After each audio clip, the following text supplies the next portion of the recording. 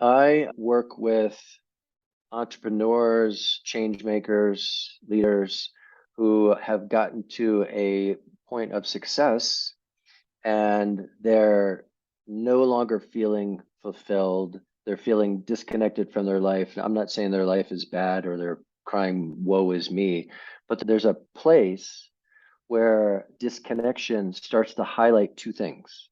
Number one is there may be a misalignment of values. They may have built a life based on external values. That's why it looks good externally, as opposed to taking the time to figure out who am I, what are my internal values? Has that shifted?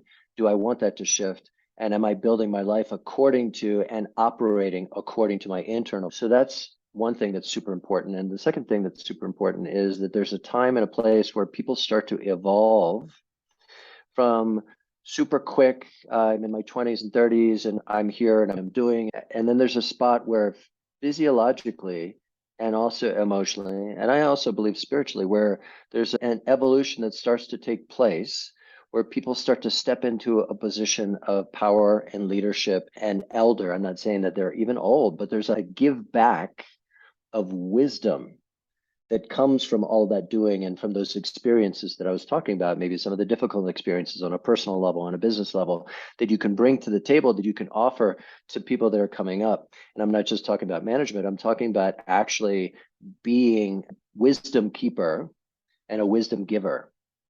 Because as we age, we all have that to offer. And it's super important. And as I was saying, the difference in Mexico and the United States is that wisdom in the elders is embraced. And it's important for people to recognize that they have that wisdom in themselves blooming. And that may be what's speaking to a dissatisfaction with their current role.